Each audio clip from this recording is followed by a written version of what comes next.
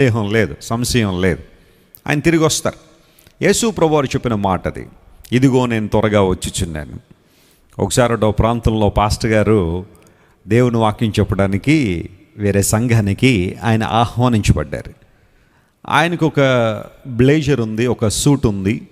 సరే, ఆయన ఉదయం నుండి సాయంకాలం వరకు ఆ రాత్రి చెప్పబోయే ప్రసంగాన్నంతా కూడా ఒక పేపర్ మీద రాసుకుని ఆ పేపర్ సూట్ పాకెట్లో పెట్టుకున్నారు. సాయంకాలం అయిపోయిన తర్వాత ఆయన భార్య వచ్చి, మా ఆయన గారు ఎప్పుడు ఇదే సూట్ వేసుకుంటున్నాడు, ఆయన ఇంకోటి ఉంది కదా లోపల అని చెప్పి దీన్ని జాగ్రత్తగా ఫోల్డ్ చేసి బీరువాలో పెట్టేసి ఇంకొక సూట్ దాదాపు అదే కలర్, ఆల్మోస్ట్ సూట్లన్నీ ఒకే కలర్లో దగ్గరగా ఉంటాయి కాబట్టి అది తీసుకొచ్చి అక్కడ హ్యాంగర్కి తగిలించేసింది. ఈ పాస్టర్ గారు సాయంకాలం రెడీ అయిపోయిన తర్వాత ఇంకా మీటింగ్కి వెళ్ళాలనే హడావిడిలో ఆ సూట్ అలా పట్టుకుని ఆ చర్చ్ దగ్గరికి వచ్చేసారు. వచ్చిన తర్వాత వెంటనే సూట్ వేసుకుని స్టేజ్ మీదకి వచ్చేసాడు.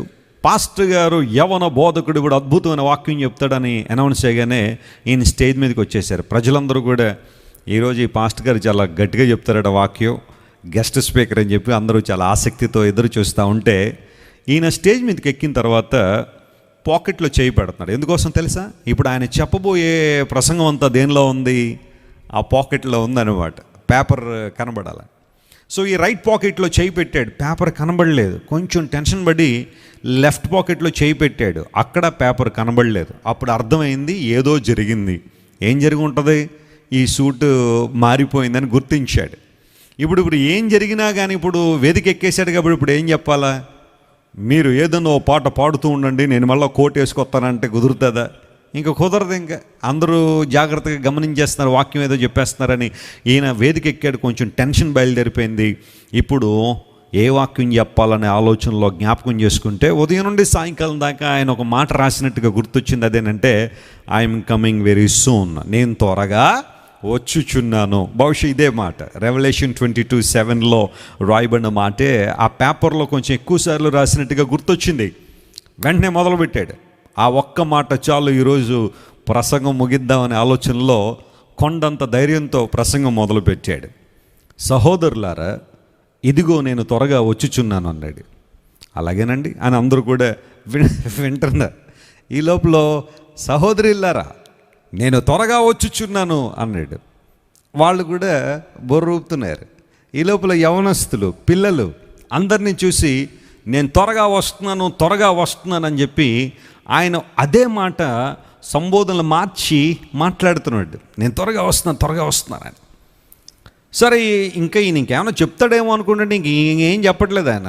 ఇంకా ఆల్మోస్ట్ ఒక 15-20 నిమిషాలు అయిపోయింది. ఇదిగో నేను త్వరగా వస్తున్నానని చెప్పి ఇంటోనేషన్ మార్చేస్తూ కొంచెం స్లోగా, స్పీడ్గా, మీడియంగా అలా ఇదే మాట చెప్తా ఉన్నాడు. ఈ లోపల ఆ సంఘంలో ఒక పోడియం ఒకటి ఉంది. ఇప్పుడు నేను నిలబడిన పోడియం కొంచెం గట్టిగా బలంగా ఉందిలేండి. కానీ ఆ సంఘంలో అది ఎప్పుడో పురాతన కాలంలో ఎవరో బహుమానంగా ఇచ్చిన పోడియము, అది కొంచెం ఊగిపోతూ ఉంది, శిథిలావస్థలో ఉంది. ఈయన ఉద్రేకం తట్టుకోలేక ఆ పోడియంను పట్టుకుని గట్టిగా ఊపేస్తున్నాడు. ఇదిగో నేను త్వరగా వస్తున్నానని చెప్పి గట్టిగా ఊపేసేసరికి ఆ పోడియం విరిగిపోయి ముందుకు పడిపోవడంతో ఈయన కూడా దాని మీద గట్టిగా బేస్ అయిపోయాడేమో. ఆ పోడియంతో పాటు ఈయన కూడా ముందుకు జంప్ అయిపోయి పడిపోయాడు. పడిపోతే అక్కడ ఒక ముసలామె దేవుని వాక్యాన్ని విందామని చాలా ఆసక్తితో ముందుకు వచ్చి కూర్చుంది. ఎవరో కుర్రోడట, ఈరోజు బాగా చెప్తాడట వాక్యం అని చెప్తే ఆ మా అమ్మగారు ఎక్కడికి వచ్చి కూర్చున్నారు. ముందుకు వచ్చి కూర్చుంటే ఈ యవనస్తుడు వెళ్ళిపోయి ఆ మామగారి మీద పడిపోగానే మీకులాగానే కొంతమంది నవ్వుకున్న వాళ్ళు కొంతమంది ఉన్నారు. ఆ దృశ్యాన్ని చూసి మామగారు గట్టిగా దెబ్బలు తేలేసినాయి. ఆ తర్వాత ఈయన కూడా లేచి, అమ్మా నన్ను క్షమించమ్మా, నేను కావాలని నీ మీద పడలేదమ్మా, నేను అలాంటోడిని కాదమ్మా అని ఆయన సారీ చెప్పేయడానికి ప్రయత్నం చేస్తూ ఉంటే అప్పుడు ఆ మామగారు అంటారు, బాబు ఇందులో నీ తప్పేమన్నా ఉందా? లేదు కదా. నువ్వు 20 నిమిషాల నుండి చెప్తున్నావు వస్తున్నాను, ఇదిగో నేను త్వరగా వస్తున్నాను. నేనేమో ఎవరో వస్తారేమో అనుకుంటే నువ్వే వచ్చి పడిపోతావు అని నాకు తెలియదు కదా నాయన. అలా తెలుసుంటే నేను ఇక్కడ కూర్చోబోదును కదా అని చెప్పి ఆమె జాగ్రత్తగా ఆ దెబ్బలన్నీ కూడా తుడుచుకుని దూరంగా వెళ్ళి కూర్చుందంటే, ఇదిగో నేను త్వరగా వస్తానంటే ఆ మీనింగ్ ఆమెకి అలా అర్థమైంది. ఎవరో వస్తారనుకున్నా కానీ నువ్వే వస్తావు అనుకోలేదయ్యా. యేసు ప్రభు ఇక్కడ మాట్లాడుతున్నారు, behold I'm coming very soon, నేను త్వరగా వచ్చుచున్నాను. ఈ ప్రవచన వాక్యములు గైకును వాడు ధన్యుడని మరొక్కసారి దేవుడు చక్కని మాట ఆయన మాట్లాడుతున్నారు. ప్రపంచ చరిత్రలో మనం ఆలోచన చేస్తే ఒక దైవజనుడు, అతని పేరు ఆర్థర్ పింక్ అంటారు ఆయన్ను. ఆర్థర్ పింక్ అనే దేవుని సేవకుడు ఇలా అంటాడు, జాగ్రత్త వినండి. సెకండ్ కమింగ్ గురించి మాట్లాడుతూ, the first time Christ came to slay sin in men, but the second time he will come to slay men in sin. చాలా నిగూఢమైన మాట ఇది, చాలా అర్థం చేసుకోవాల్సిన మాట. దేవుడు మొదటిసారిగా వచ్చినప్పుడు మనుషుల్లో ఉన్న పాపాన్ని చంపడానికి ఈ లోకానికి వచ్చారు. Christ Jesus came in this world to save sinners. పాపులైన వారిని రక్షించడానికి క్రీస్తు యేసు ఈ లోకానికి వచ్చెను. సో ఫస్ట్ టైం అంటే 2000 సంవత్సరాల క్రితం యేసు ప్రభు శరీరధారిగా ఈ లోకానికి వచ్చారు. ఆయన వచ్చింది మనిషిలో ఉన్న పాపాన్ని చంపడానికి యేసు ప్రభు ఈ లోకానికి వచ్చారు. But second time is gonna come again. ఆయన మరలా రెండోసారి ఈ భూమి మీదకి రాబోతున్నారు. మొదటిసారి ఏ విధంగా ఆయన ఈ లోకానికి వచ్చారో అలాగే రెండోసారి రాబోతున్నారు. కానీ ఈసారి మనిషిలో ఉన్న పాపాన్ని చంపడానికి కాదు, కానీ పాపములో ఉన్న మనిషికి తీర్పు తీర్చడానికి. పాపంలో ఎవరైతే జీవిస్తున్నారో, పాప క్షమాపణ పొందకుండా ఎవరైతే ఉండిపోయారో, పరిహారము ప్రాయశ్చిత్తాన్ని ఎవరైతే అంగీకరించలేదో వారిని శిక్షించడానికి లేదా వారికి తీర్పు తీర్చడానికి ఆయన రెండోసారి రాబోతున్నారు. First time he came to this world to slay the sin in man, but in the second time he will come to slay men in sin. పాపంలో ఉన్న వారిని శిక్షించడానికి ఆయన లోకానికి వస్తాడని ఆర్థర్ పింక్ అనే ఒక దైవజనుడు చాలా చక్కని మాట ఆయన తెలియచేస్తాడు. బిల్లీ గ్రాహం గారి గురించి మనం ఆయా సందర్భాల్లో వింటున్నాం. ఆయన కూడా క్రీస్తు ప్రభు రెండో రాకడ గురించి మాట్లాడుతూ ఆయన ఏమంటారంటే, the second coming of Christ will be so revolutionary that it will change every aspect of life on this planet.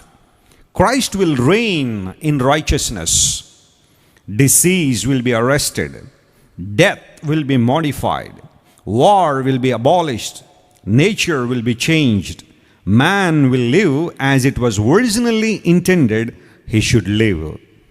దైవజనుడైన Billy Graham గారు చెబుతున్న మాట, యేసుక్రీస్తు ప్రభువారు నీతి పాలన చేయడానికి రాబోతున్నారు. నీతి న్యాయములతో కూడిన పరిపాలన చేయడానికి ఆయన ఈ లోకానికి వస్తారు.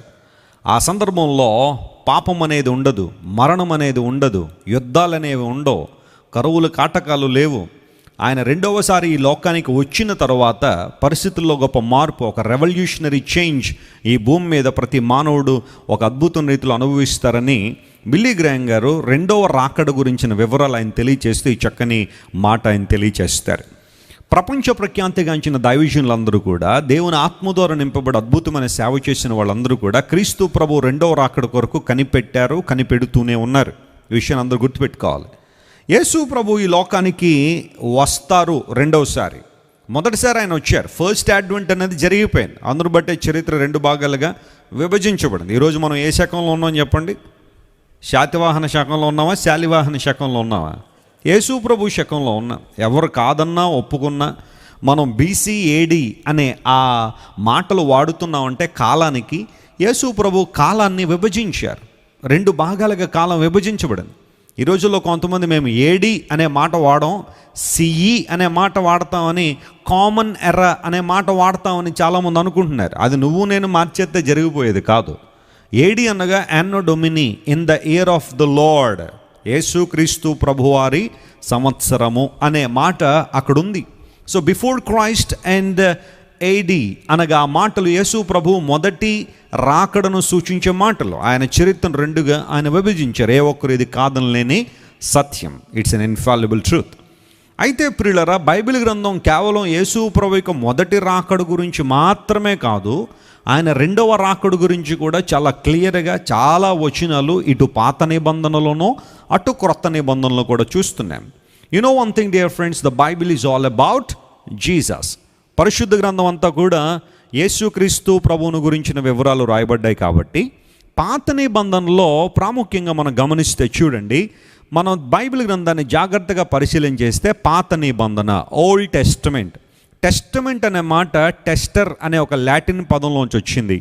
టెస్టర్ అనగా సాక్షి అని అర్థం, witness, Sakshi. Old testament and new testament ఇవి ఎవరి గురించి సాక్ష్యం చెబుతున్నాయి అంటే ప్రభువైన యేసుక్రీస్తు వారి గురించిన సాక్ష్యాన్ని పాత నిబంధన మరియు క్రొత్త నిబంధన తెలియచేస్తూ ఉన్నాయి. పాత నిబంధన కొంతమంది అంటూ ఉంటారు, క్రైస్తవులం కాబట్టి పాత నిబంధన చదవకూడదేమోనండి అంటారు. ఎవరన్నారు పాత నిబంధన చదవకూడదని? పాత నిబంధన కొట్టివేయబడింది కానీ పాత నిబంధన గ్రంథం ఏం చేయబడలేదు, కొట్టివేయబడలేదు. ఓల్డ్ కవెనెంట్ కొట్టివేయబడింది కానీ ఓల్డ్ టెస్టమెంట్ కొట్టివేయబడలేదు. అలా ఉంటే ఈరోజు మనం బైబిల్లో సృష్టి ఆరంభాన్ని తెలుసుకోలేం, అబ్రహాము విశ్వాసాన్ని తెలుసుకోలేం, లేదా దావీదు యొక్క భక్తి జీవితాన్ని మనకు అర్థం కాదు, ప్రవక్తలు ఎవరి గురించి అయితే మాట్లాడే విషయాలు మనకు తెలిసి ఉండేవి కాదు. మొత్తం ఓల్డ్ టెస్టమెంట్ అంతా ప్రక్కన పెట్టేస్తాయి. పాత నిబంధన వేరు, పాత నిబంధన గ్రంథం వేరు. సో దేవుడు కొట్టివేసింది పాత నిబంధనే కానీ పాత నిబంధన గ్రంథం కాదు. పాత నిబంధనలోని చరిత్రను దేవుడు కొట్టివేయలేదు. ఆలోచించేయాలి. ఈ పాత నిబంధనలో 39 పుస్తకాలు, 39 బుక్స్ ఉన్నాయి. ఆ పుస్తకాల్లో ప్రియులారా మనం జాగ్రత్తగా పరిశీలన చేస్తే యేసుక్రీస్తు ప్రభు యొక్క రెండవ రాకడ కోసం పాత నిబంధనలో దగ్గరగా 1845 రెఫరెన్స్లు ఓన్లీ ఓల్డ్ టెస్ట్మెంట్లో మనం చూస్తాం. 1845 references off to the second coming of Jesus in the old testament. పాత నిబంధనలో యేసు ప్రభు యొక్క రెండవ రాకడ గురించిన రెఫరెన్స్లు సుమారుగా 1845 రెఫరెన్స్లు ఉన్నాయి. ఇవన్నీ మనం ఆలోచన చేస్తే పాత నిబంధనలో కూడా యేసు ప్రభు రెండోసారి వస్తారు అని చాలా క్లియర్గా బైబిల్లో మనం చూస్తాం. ఇది ఏ ఒక్కరు కాదనలేని సత్యం. అంత మాత్రమే కాకుండా పాత నిబంధనల గ్రంథాన్ని మనం చూస్తే 1845 రిఫరెన్స్లు ఓల్డ్ టెస్ట్మెంట్లో మనకు కనబడుతూ ఉన్నాయి. దానిలో మనం ఆలోచన చేస్తే మొత్తం 39 బుక్స్లో 17 బుక్స్ పాత నిబంధనలో యేసు ప్రభు రెండో రాకడ గురించిన ప్రస్తావన తీసుకొచ్చాయి. అంటే 39 పుస్తకాల్లో సుమారుగా 17 పుస్తకాల్లో రెండవ రాకడ గురించిన వివరాలు మనం చూస్తాం. మొదటి రాకడ గురించి చాలా పుస్తకాల్లో రాయబడింది. అయితే ఎస్పెషల్లీ మనం సెకండ్ కమింగ్ గురించి ఆలోచన చేస్తున్నాం కాబట్టి among 39 books 17 books refer to the second coming of lord Jesus. ఇది పాత నిబంధన యొక్క స్టాటిస్టిక్స్ మనం చూస్తే. But when we come to the new testament, మనం నూతన నిబంధనలోకి వస్తే ప్రియులారా, నూతన నిబంధనలో మొత్తం 27 పుస్తకాలు ఉన్నాయి, 27 బుక్స్. ఈ 27 పుస్తకాల్లో దగ్గరగా 260 చాప్టర్స్ నూతన నిబంధనలు ఉన్నాయి. 260 అధ్యాయాలు కనబడతాయి. వాటిల్లో 318 రెఫరెన్స్లు యేసుక్రీస్తు ప్రభు యొక్క రెండో రాకడ గురించి మాట్లాడుతున్నాయి. అంటే మొదటి రాకలో యేసు ప్రభు జీవిత విధానాన్ని అంతా కూడా క్లియర్గా మనం న్యూ టెస్ట్మెంట్లో చూడడం మాత్రమే కాకుండా in the entire new testament we find 318 references concerning the second coming of Jesus. అంటే 1 out of 30 అనమాట. నూతన నిబంధనలు రాయబడిన వచనాల్లో ఒక వచనం 30 రెఫరెన్స్లో ఒక రెఫరెన్స్ యేసు ప్రభు యొక్క రెండో రాకడ గురించి తెలియజేస్తూ ఉంది. అంత మాత్రమే కాకుండా 27 పుస్తకాల్లో నూతన నిబంధనలో 23 పుస్తకాలు 23 బుక్స్ యేసు ప్రభు రెండో రాకడ గురించిన వివరాలు తెలియజేసినాయి. అంటే 27 పుస్తకాల్లో దాదాపుగా 23 పుస్తకాల్లో యేసు ప్రభు రెండో రాకడ గురించిన వివరాలు మనం తెలుసుకుంటా ఉన్నాం. అంటే సెకండ్ కమింగ్ ఆఫ్ జీసస్ ఎంత సిగ్నిఫికెంట్ ఈవెంట్ మీరు ఆలోచించేయాలి. ఇదేదో మనం సింపుల్గా తీసుకునే విషయం కాదు. ఏదో జరిగితే జరుగుతుందండి లేకపోతే లేదండి అంటే కుదరదు. ఇది యేసుక్రీస్తు ప్రభు యొక్క మొదటి రాక ఎంత స్పష్టంగా బైబిల్ సెలవిచ్చిందో ఆయన రెండవ రాకడ గురించి కూడా అంతే స్పష్టంగా బైబిల్ సెలవిచ్చింది. అది జరిగితే జరగనివ్వండి, లేదంటే అదొక మిత్తేమోనండి, ఏమో జరగబోచ్చేమోనండి అనుకోవడానికి లేదు. The Bible confirms that the second coming of Jesus will happen certainly. ఖచ్చితంగా రెండవ రాకడ జరుగుతుందని యేసు ప్రభు వాక్యంలో మనం చూస్తున్నాం ప్రియులారా. అందును బట్టి రెండవ రాకడ జరుగుద్దా లేదా అన్న అనుమానం మనకు అక్కర్లేదు. ఖచ్చితంగా జరుగుద్ది. అందరూ చెప్పండి ఈ మాట, ఖచ్చితంగా జరిగి తీరుతుంది. ఎందుకోసం అంటే బైబిల్లో రాయబడిన ప్రతి ప్రవచనం ప్రతి మాట చరిత్రలో నెరవేరుతూనే ఉన్నాయి. మరికొన్ని యేసు ప్రభు రెండవ రాకడ సమయంలో నెరవేరబోతున్నాయి. వాటిని మనం ప్రవచనాల యేసు ప్రభు రెండవ రాకడ ప్రవచనాల గురించి ధ్యానం చేసేటప్పుడు ఆ మాటలు కూడా మీకు తెలియచేస్తాను. అందును బట్టి మనలో ఏ ఒక్కరికి కూడా 0.0001% సందేహం కూడా అక్కర్లా. యేసుప్రభు రెండో రాకడ జరుగుద్దా లేదని? ఖచ్చితంగా జరుగుద్ది. ఎందుకోసం అంటే బైబిల్లో రాయబడిన ప్రతి మాట, ప్రతి వచనము, ప్రతి ప్రొఫెసీ, ప్రతి ప్రామిస్ దేవుని ద్వారా రాయబడినాయి కాబట్టి ప్రతి మాట నెరవేరుతుంది. నూతన నిబంధనలో ఉన్న 27 పుస్తకాల్లో 23 పుస్తకాలు ఖచ్చితంగా యేసు ప్రభు రెండవ రాకడ గురించిన రెఫరెన్స్లు కలిగి ఉన్నాయంటే ఆ రెండవ రాకడ ఎంత సిగ్నిఫికెంట్ ఈవెంటో, ఎంత గ్లోరియస్ ఈవెంటో మనందరూ కూడా గమనించాలి. ఇక్కడ ఇంకొక మాట కూడా మీకు తెలియచేస్తాను చూడండి. యేసు ప్రభువు ఈ లోకానికి వస్తారు, ఆయన రక్షకుడిగా ఏతిస్తారు. ఆయన ఈ లోకానికి రావడం ద్వారా లోక రక్షణ కొరకు ఆయన సిలువలో మరణిస్తారు, లేదా ఆయన ఈ లోకానికి రాబోతున్నాడనే ఆ అనౌన్స్మెంట్ ఏదైతే ఉందో, ఫస్ట్ అనౌన్స్మెంట్ ఒక్క దూత ద్వారా చేయబడింది. చెప్పండి, ఎంతమంది దూతలు చేశారు? యేసు ప్రభు యేసు ప్రభు ఈ లోకానికి వస్తున్నారు, ఈ లోకానికి ఆయన వచ్చి లోకాన్ని రక్షిస్తారు అనే ఆ అనౌన్స్మెంట్ ఒక్క దూత ద్వారా చేయబడింది. ఆ మాటను ఒకసారి మనం పరిశీలించేద్దాం. లూకా సువార్త 1వ అధ్యాయం 26వ వచనం నుండి కొన్ని మాటలు చదువుదాం. అందరూ బైబిల్ తెరిచి చూడండి. The Gospel of Luke chapter 1 right from verse 26. 6వ నెలలో చూడండి, గబ్రియేలుని దేవదూత గలిలయలోని నజరేతు అనే ఊరిలో దావీదు వంశస్థుడైన యోసేపును ఒక పురుషునికి ప్రధానము చేయబడిన కన్యక యొద్దకు దేవుని చేత పంపబడెను. గబ్రియేలుని దూత దేవుని చేత పంపబడెను. ఆ కన్యక పేరు మరియా. ఆ దూత లోపలికి వచ్చి ఆమెను చూచి దయాప్రాప్తురాలా నీకు శుభం, ప్రభువు నీకు తోడై ఉన్నాడని చెప్పాను. ఆమె ఆ మాటకు బహుగా తొందరపడి ఈ శుభవచనం ఏమిటో అని ఆలోచించుకొనుచుండగా దూత మరియా భయపడకుము, దేవుని వలన నీవు కృప పొందితివి. ఇదిగో నీవు గర్భము ధరించి, చూడండి 31వ వచనం, ఇదిగో నీవు గర్భము ధరించి కుమారుని కని ఆయనకు యేసు అనే పేరు పెట్టుదువు. అంటే అనౌన్స్మెంట్ జరిగిందన్నమాట. రక్షకుడు, యేసు అనే మాటకు అర్థం ఏంటి చెప్పండి? రక్షకుడు అని అర్థం. సాటర్, గ్రీకు భాషలో సాటర్ అనగా రక్షకుడు, సోజో అనగా రక్షింపబడుట లేదా రక్షణకు సంబంధించిన శాస్త్రాన్ని గ్రీకు భాషలో సోటరియాలజీ అంటారు. సరే, ఇప్పుడు ఈ గాబ్రియేలును దూత మరియమ్మ గారి దగ్గరికి వచ్చి లోపలికి వచ్చి, ఇంటిలో ఉన్న మరియమ్మ గారు లోపలికి వచ్చి ప్రొనౌన్స్ చేసింది, అనౌన్స్మెంట్ జరిగింది. అంటే యేసు ప్రభు వారు ఈ లోకానికి వస్తున్నారు, నీవు గర్భం ధరించి కుమారుని కని యేసు అనే పేరు పెడతావు.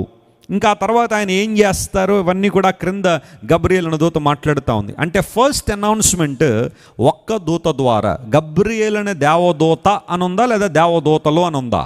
దేవదూత, ఓన్లీ వన్ ఏంజల్, ఒక్క దేవదూత మరియమ్మ గారితో చెప్పింది. ఒకసారి ఆ దృశ్యాన్ని మనం చూస్తే, ఈ రోజున మనం ఇశ్రాయేలు దేశానికి వెళితే నాజరేత్ అనే ఊరిలో ఎక్కడైతే మరియమ్మ గారు ఆ గబ్రియేలును దూత తీసుకొచ్చిన వర్తమానాన్ని రిసీవ్ చేసుకుందో ఆ ప్రాంతాన్ని మనం చూస్తున్నాం. మీరు జాగ్రత్తగా ఆ లోపలికి మనం చూస్తే అక్కడ ఒక హౌస్ కనబడుతుంది చూడండి, చిన్న ఇల్లు, అదే మరియమ్మ గారి ఇల్లు అని చరిత్రకారులు చెబుతూ ఉంటారు. ఆ ఇంటిలో మరియమ్మ గారు ఉన్నప్పుడు గబ్రియేలును దూత లోపలికి ప్రవేశించి అనౌన్స్మెంట్ చేసింది. అందును బట్టే ఈ ప్రాంతం మీద ఇప్పుడు చాలా పెద్ద చర్చ్ ఒకటి కట్టారు, దేవాలయాన్ని కట్టారు. దాన్ని ఏమంటారంటే చర్చ్ ఆఫ్ అనౌన్సియేషన్ అంటారు. చర్చ్ ఆఫ్ అనౌన్సియేషన్ అంటే ప్రకటన చేయబడింది అక్కడే. యేసు ప్రభు మొదటిసారి వస్తారు అనే ప్రకటన అక్కడ చేయబడింది కాబట్టి దాని మీద ఒక పెద్ద దేవాలయం కట్టి దానికి చర్చ్ ఆఫ్ అనౌన్సియేషన్ అని పేరు పెట్టారు. ఇక్కడ ఎగ్జాక్ట్గా మనం గమనిస్తే యేసు ప్రభు మొదటిసారి లోకానికి వస్తారు అని ఒక్క దూత ద్వారా చెప్పబడిన మాట నెరవేరిందా లేదా? అందరూ చెప్పాలి, నెరవేరిందా లేదా? ఖచ్చితంగా నెరవేరింది. వెంటనే ఆ గాబ్రియేలును దూత ఎప్పుడైతే ఆ మాట చెప్పిందో మరియమ్మ దేవుని చిత్తానికి తాను సమర్పించుకుని దేవుని దాసురాలను, దేవుని చిత్త ప్రకారం నా జీవితంలో జరుగునుగాకని సమర్పించుకున్న తర్వాత ఆమె గర్భాన్ని ధరించడం, యేసుప్రభువు వారు పుట్టడం, ఆయన 33.5 సంవత్సరాల భూమి మీద జీవించడం, శిలువ మీద మరణించడం, మరణాన్ని జయించి తిరిగి లేవడం, మరలా పరలోక రాజ్యానికి ఆరోహణం అవడం. This is all history. ఇదంతా చరిత్ర. యేసు ప్రభు ఈ లోకానికి రాలేదని ఎవరు వాదించలేరు. ఎందుకోసం అంటే ఆయన ఒక చరిత్ర పురుషుడిగా కనబడతాడు. ఎఫ్ఎఫ్ బ్రూస్ అనే ఒక బైబిల్ హిస్టారియన్, ఒక న్యూ టెస్ట్మెంట్ స్కాలర్ ఏమంటారంటే, ఒక జూలియస్ సీజర్ గురించి మనం మాట్లాడినప్పుడు అతని ఉనికిని మనం ఎలా ప్రశ్నించలేమో, యేసు ప్రభు ఉనికిని మనం అసలు ప్రశ్నించడానికి లేదు. ఒక జూలియస్ సీజర్ మనలో ఏ ఒక్కరిని చూడలేదు ఈ రోజున, కానీ అతడు ఉన్నాడని చరిత్ర చెబుతుంది నమ్మినట్టుగానే యేసు ప్రభు ఉనికిని కూడా ఎవరు ప్రశ్నించడానికి లేదు. ఎందుకోసం అంటే ఆయన ఈ లోకంలో ఉన్నారని, జీవించారని, ఆయన మరణించారని, మరణాన్ని జయించి తిరిగి లేచాలని 1, 2, 3 శతాబ్దాల్లో ఉన్న గొప్ప గొప్ప చరిత్రకారులందరూ కూడా ఒప్పేసుకున్నారు. ఇంకా వాళ్ళని కాదని మనం ఏం చెప్పలేం. ఒక్కొక్క చరిత్రకారుడు ఈ రోజున ఒక 100 BBC ఛానల్కి సమానం, ఒక 100 CNN ఛానల్కి సమానం. ఈరోజు కొంతమంది బయలుదేరి అసలు యేసుప్రభు భూమి మీద ఉన్నాడో లేదో, ఆయన పుట్టాడో లేదో అన్నట్టుగా ఏదో గొప్ప స్కాలర్లా మాట్లాడేస్తారు కొంతమంది. అయితే అసలు యేసు ప్రభు చారిత్రకతను మనం అసలు ప్రశ్నించనే లేం. ఎందుకోసం అంటే ఆయన లేడు అంటే ఇంక చరిత్రలో ఎవరో లేరన్నట్టుగానే మనం చూడాలి. ఆయన చరిత్ర పురుషుడు, ప్రపంచాన్ని 2 భాగాలుగా చరిత్రను విభజించిన గొప్ప శక పురుషుడు ఆయన. సో యేసు ప్రభు ఈ లోకానికి వచ్చారు. సో ఒక్క దూత చెప్పిన మాట ఏమైంది? నెరవేరింది. ఇప్పుడు యేసు ప్రభు తిరిగి రాబోతున్నాడని 2 దూతలు ప్రకటించారు. ఇప్పుడు ఒక్క దూత చెప్పింది నెరవేర్చబడింది ఖచ్చితంగా నమ్మినప్పుడు 2 దూతలు చెప్పిన మాట నెరవేరకుండా పోతుందా? ఖచ్చితంగా పోదాం. యేసు ప్రభు రెండో రాకడ ఖచ్చితంగా జరుగుద్ది. ఆ 2 దూతలు లేదా ఆ 2 మనుషులు ఎక్కడికి మాట్లాడారని ఆలోచన చేస్తే, అపోస్తుల కార్యముల గ్రంథం 1వ అధ్యాయం 10, 11 వచనాలు తీయండి బైబిల్లో ఒకసారి. అందరూ కూడా లేఖనాలు పరిశీలన చేయాలి. Acts chapter 1, let us read verses 10 and 11. ఆయన వెళ్ళుచుండగా వారు ఆకాశం వైపు ఏం చేస్తున్నారు? తేరి చూచుచుండిరి. ఇదిగో, ఆ మాట అండర్లైన్ చేసుకోండి. ఇదిగో తెల్లని వస్త్రములు ధరించుకొనిన 2 మనుషులు వారి యొద్ద నిలిచి గలిలయ మనుష్యులారా, మీరెందుకు నిలిచి ఆకాశము వైపు చూస్తున్నారు? మీ యొద్ద నుండి పరలోకమునకు చేర్చుకొనబడిన ఈ యేసే ఏ రీతిగా పరలోకమునకు వెళ్ళుట మీరు చూచితిరో ఆ రీతిగానే చూడండి, ఆ రీతిగానే ఆయన తిరిగి వచ్చునని వారితో చెప్పాను. చెప్పండి, ఇక్కడ ఎంతమంది ఉన్నారట? ఇక్కడ 2 మనుష్యులు, తెల్లని వస్త్రములు ధరించుకున్న 2 మనుష్యులు. వారిని దేవదూతులు అని మనం పిలిస్తే, వాళ్ళిద్దరూ కూడా చెబుతా ఉన్నారు, ఏ విధంగా యేసు ప్రభు మీ అద్దొట్టు నుండి పరలోకమునకు చేర్చుకొనబడుతున్నారో అదే రీతిగా ఆయన మరలా తిరిగి భూమి మీదకి తిరిగి వస్తారు. Jesus Christ will come again. ఈ మాట అపోస్తుల కార్యముల 1వ అధ్యాయం 10, 11 వచనంలో మనం చదువుతున్న మాటను గమనిస్తే, సెకండ్ కమింగ్ ఆఫ్ జీసస్ గురించి ఆ 2 మాట్లాడుతున్నారు. ఇప్పుడు ఒక దూత మాట్లాడిందే అంత స్పష్టంగా చరిత్రలో నెరవేరితే 2 దూతలు చెప్పిన మాట ఖచ్చితంగా నెరవేరుతుంది. ఇంకా ఎక్కువగా అథారిటీ ఆ మాటకు మనం ఆపాదిస్తే యేసు ప్రభు రెండో రాకడ ఖచ్చితంగా జరిగి తీరుతుంది అనడానికి ఇది ఒక ఉదాహరణగా మనం గమనించాలి. మనం ఈరోజున ఇశ్రాయేల్ దేశం మనం వెళ్తే దీన్ని మౌంట్ ఆఫ్ ఆలివ్స్ అని పిలుస్తారు, ఒలీవల కొండ అని పిలుస్తారు. క్రింద మీరు చూస్తున్న ఆ చర్చ్, దాన్ని చర్చ్ ఆఫ్ ఆల్ నేషన్స్ అంటారు. అది గెత్సెమనే తోట. ఆ గెత్సెమనే తోట నుండి మనం పైకి అలా నడుచుకుంటూ వెళ్తే అదే ఒలీవల కొండ అని పిలుస్తారు. ఆ కొండ మీద నుండే యేసు ప్రభువారు పరలోక రాజ్యానికి ఆరోహణమయ్యారు. అక్కడే ఆ దూతలిద్దరూ కూడా యేసుక్రీస్తు ప్రభువారు పరలోక రాజ్యానికి ఆరోహణం అవుతున్నప్పుడు వారందరూ కూడా ఆయన అలా చూస్తూ ఉండగా ఒలీవల కొండ మీద ప్రకటించబడిన ఒక విషయం, ఒక అనౌన్స్మెంట్ ఏంటంటే ఆయన మరలా తిరిగి వస్తారు. నజరేతులో మరియమ్మ గారికి చెప్పబడిన అనౌన్స్మెంట్ ఖచ్చితంగా జరిగినప్పుడు 2 దూతల ద్వారా చెప్పబడిన అనౌన్స్మెంట్ ఖచ్చితంగా జరుగుతుందనే విషయాన్ని మనం నమ్మాలి. మనం ఆ కొండ పైకి గన వెళ్తే, మౌంట్ ఆఫ్ ఆలివ్స్ అనే ఆ పర్వతం మీదకి గనక మనం వెళ్తే అక్కడ ఒక చిన్న చాపెల్ ఒకటి మనం చూస్తాం, ఒక చిన్న మందిరం అన్నమాట. ఈ మందిరం దగ్గరికి అక్కడికి వెళ్ళిన ప్రతి ఒక్కరిని గైడ్ తీసుకుని వెళ్తాడు. ఎగ్జాక్ట్గా ఈ ప్రాంతం నుండి యేసు ప్రభువారు పరలోక రాజ్యానికి వెళ్ళారని. ఆ లోపలికి మనం వెళ్తే మీరు ఒక స్టోన్ మీరు చూస్తారు, అక్కడున్న ఒక స్టోన్ మీరు గమనిస్తున్నారు కదా, ఆ రాయి మీద నుండే యేసు ప్రభు పరలోక రాజ్యానికి వెళ్ళారని చెబుతూ ఉంటారు. మరలా ఎగ్జాక్ట్గా అక్కడికే యేసు ప్రభు రెండోసారి ఈ భూమి మీదకి వచ్చినప్పుడు అక్కడే మరలా ఆయన కాలు పెడతారు, ఆయన అక్కడే దిగి వస్తారు. ఎక్కడి నుంచి అయితే పరలోకానికి వెళ్ళారో మరలా అక్కడికే ఆయన వస్తారు. దట్ ఈస్ మౌంట్ ఆలివ్స్, ఒలీవల కొండ అనే విషయాన్ని గుర్తించాలి. అంటే మొదటిసారి ప్రభు ఈ లోకానికి వస్తారనే విషయం చాలా స్పష్టంగా నెరవేరినప్పుడు రెండోసారి ఆయన రాబోతున్నారని ఇద్దరు దూతలు చెప్పిన మాట కూడా ఖచ్చితంగా నెరవేరుతుంది. ఇది ఒక విషయాన్ని మనం జాగ్రత్తగా పరిశీలన చేయాలి. చూడండి, యేసు ప్రభువు మొదటిసారిగా వచ్చినప్పుడు ఆయన ఒక దీనుడిగా, రిక్తుడిగా ఈ లోకానికి వచ్చాడు. ఫిలిప్పీలకు రాసిన పత్రిక 2వ అధ్యాయం అంతా మనం చదివితే అపోస్తలుడైన పౌలు అక్కడ రాస్తూ, దేవునితో ఉండుట, సమానంగా ఉండుట విడిచిపెట్టకూడని భాగ్యం ఎంచుకొనక ఆయన తను తగ్గించుకుని రిక్తుడై మన కోసం ఈ లోకానికి ఆయన వచ్చాడు. ఒక దైవజనుడు యేసు ప్రభు ఇక మొదటి రాకకు రెండవ రాకకు ఉన్న ఆ వ్యత్యాసాలను ఇలా తెలియచేస్తున్నాడు. యేసు ప్రభు ఫస్ట్ అడ్వెంట్కి సెకండ్ అడ్వెంట్కి ఉండే తేడాను ఆయన తెలియచేస్తూ ఇలా అంటాడు, జాగ్రత్తగా గమనించండి. ఆయన ఏమంటాడంటే, Jesus came the first time in humiliation, and he will return in exaltation. He came for the first time to be killed, but he will return to kill his enemies. He came the first time to serve, and he will return to be served. First time as a suffering servant he came to this world. He will return as a conquering king.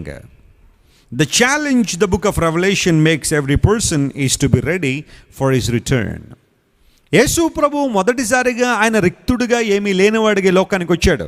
కానీ రెండోసారి అలా ఆయన ఎగ్జాల్టేషన్గా, హెచ్చింపబడిన రాజుగా, ఘనపరచబడిన రాజుగా ఆయన ఈ లోకానికి దిగి వస్తాడు. మొదటిసారిగా ఆయన బహుశా గొర్రెపిల్లగా ఈ లోకానికి వచ్చాడు ఆయన. కానీ రెండోసారి అలా రాట్లా ఆయన కొదమ సింహంగా రాబోతున్నాడు.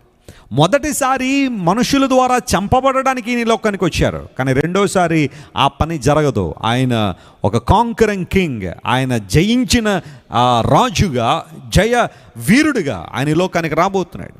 మొదటిసారి ప్రపంచానికి సేవ చేయడానికి ఈ లోకానికి వచ్చారు.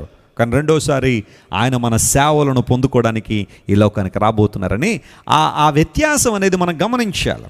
యేసుక్రీస్తు ప్రభు యొక్క మొదటి రాకడకు రెండవ రాకడకు తేడా అదే. ఆయన మొదటిసారిగా గొర్రెపిల్లగా వచ్చాడు కాబట్టే ఎవరిన్ని మాటలన్నా ఆయన పడ్డారు, నిందలు పడ్డారు, అవమానం పడ్డాడు. రకరకాలుగా ప్రజలు హింసించిన, నిందించిన, అవమానించిన, ఆఖరికి ఆయన శిలువ మరణం విధించిన ఆయన సహించారు, భరించారు. కారణం ఏంటంటే మొదటిసారిగా ఆయన లోకానికి వచ్చింది లోకాన్ని రక్షించడానికి. కానీ అదే యేసయ్య రెండోసారి లోకానికి రాబోతున్నాడు. ఈసారి రక్షకుడిగా కాదు ఆయన. అఫ్కోర్స్ ఆయన సంఘం ఏదైతే ఉందో, సంఘాన్ని దేవుడు రక్షించి తనతో పాటు ఉంచుకోవడానికి ర్యాప్చర్ అనే కార్యము ద్వారా, ఎత్తబడుట అనే కార్యం ద్వారా సంఘాన్ని ఆయనతో పాటు తీసుకుని వెళ్తున్నారు. అయితే ఆయన తిరిగి వచ్చేటప్పుడు మాత్రం ఎవరైతే ప్రభువును అంగీకరించలేదో, మారు మనసు రక్షణ పొందలేదో, క్రీస్తు దైవత్వాన్ని అంగీకరించక రక్షణ తృణీకరించారో వారందరి మీద ఉగ్రత, దేవుని తీర్పు కృమ్మరించబడ్డానికి ఆయన తిరిగి రాబోతున్నాడు. This is the difference between first advent and second advent of lord Jesus. So ఇప్పుడు గమనించిన ప్రియులారా, యేసు ప్రభు తిరిగి వస్తారు అని బైబిల్ చాలా స్పష్టంగా సెలవిస్తూ ఉంది. చాలా రిఫరెన్సులు బైబిల్లో ఉన్నాయి. ఆ తర్వాత ఒక దూత చెప్పింది నెరవేరినప్పుడు ఇద్దరు దూతలు చెప్పిన మాటలు నెరవేరితేనే మనం నమ్మాం. అయితే ఇప్పుడు యేసుక్రీస్తు ప్రభు తిరిగి వస్తాడని నీవు, నేను, మనందరం కూడా ప్రగాఢంగా నమ్ముతూ, విశ్వసిస్తూ, ఆయన రాకడ కొరకు ఓపికతో కనిపెడుతూ, సహనంతో కనిపెడుతూ ముందుకు సాగిపోతుంటే, కొంతమంది ప్రపంచంలో ఈ రోజున వాదిస్తున్న వాదన ఏంటంటే, మీరందరూ అనుకున్నట్టుగా యేసు ప్రభు రెండోసారి రాడు. క్రైస్తవులందరూ కూడా ఒక ఫాల్స్ హోప్లో, ఒక ఫాల్స్ ఎక్స్పెక్టేషన్లో వారు ఉన్నారు. యేసు ప్రభు తిరిగి రాడు. ఎందుకోసం అంటే ఆయన రాకడ ఆల్రెడీ జరిగిపోయింది అని కొంతమంది రకరకాల వాదనలు ప్రపంచంలో తీసుకొచ్చారు. ఈ రోజున వాటిని నివృత్తి చేయాలని కోరుతున్నాను. ఒకవేళ ఎవరైనా ఈ రోజు కాకపోయినా రేపైనా, ఏమండి మీరు అనవసరంగా యేసు ప్రభుని నమ్ముకుని వెంబడిస్తున్నారండి, అనవసరంగా ప్రార్థనలు చేస్తున్నారు, దేవుని వాక్యాన్ని చదువుకున్నారు, మీ టైం అంతా వేస్ట్ చేస్తున్నారు ప్రార్థనలు, మీటింగ్లు, వాక్యాలు అని చెప్పి, యేసు ప్రభు ఆల్రెడీ వచ్చేసాడు. ఆయన ఇంకా రెండోసారి ఆయన రాడు. అందులో బట్టి నువ్వు చేసే భక్తి, నువ్వు చేసే ప్రార్థన, నువ్వు చదువుతున్న వాక్య ధ్యానము, మీరు వెళ్తున్న చర్చ్ గోయింగ్, ఏ చర్చ్కి అయితే మీరు వెళ్తున్నారో అవన్నీ కూడా వృధా అనవసరంగా మీరు సమయాన్ని, మీ ధనాన్ని వృధా చేసుకున్నారు. కానీ యేసు ప్రభు ఇంక తిరిగి రాడు. ఎందుకోసం అంటే ఆయన ఆల్రెడీ వచ్చేసాడని కొంతమంది కొన్ని రకాలైన సిద్ధాంతాలు పట్టుకొచ్చి క్రైస్తవ సంఘాన్ని గలిబిలి చేస్తూ ఉన్నారు. ఈ రాత్రి నేను వాటిని త్వరగా మీతో పంచుకోవాలని నేను కోరుతున్నాను. యేసు ప్రభు ఆల్రెడీ వచ్చేశారు అని వాదించే గుంపు బైబిల్లోంచి చూపించే కొన్ని రెఫరెన్స్లు కానీ, లేదా కొన్ని కాంటెక్స్ట్లు ఏవైతే ఉన్నాయో, కొన్ని ఇన్సిడెంట్లు ఏవైతే ఉన్నాయో వాటిని మీ ముందుకు తీసుకొస్తాను. అప్పుడు అసలు యేసుప్రభుకి రాకడికి వాటికి ఏమైనా సంబంధం ఉందో లేదో ఒకసారి మనం పరిశీలించేద్దాం.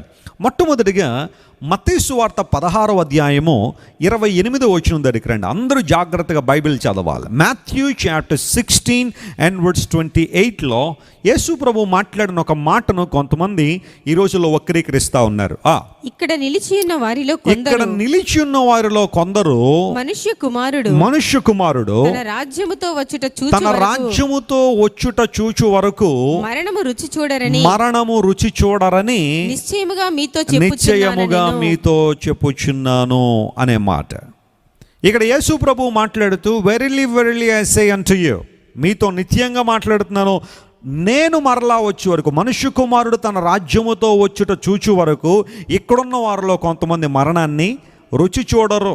అంటే అది యూజువల్గా మనం అర్థం చేసేసుకునే మాట ఏంటంటే, నేను మరలా తిరిగి వచ్చేదాకా మీలో కొంతమంది చచ్చిపోరు, you will not die, physical death అనేది మీకు రాదు అని యేసు ప్రభు చెప్పారు.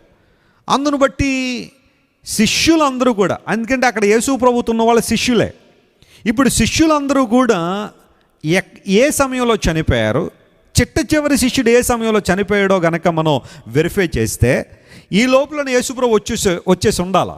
ఎందుకంటే ఆ మాట నిజమైతే, నేను వచ్చేదాకా మీలో మరణం చూడరు అన్నాడు కదా యేసు ప్రభు. అందును బట్టి శిష్యుల్లో ఎవరో ఒకళ్ళు బతికన్నా ఉండాలి ఇప్పటిదాకా, లేదా వాళ్ళందరూ చనిపోయే లోపల ఉన్న యేసు ప్రభు తిరిగి వచ్చేసి ఉండాలి.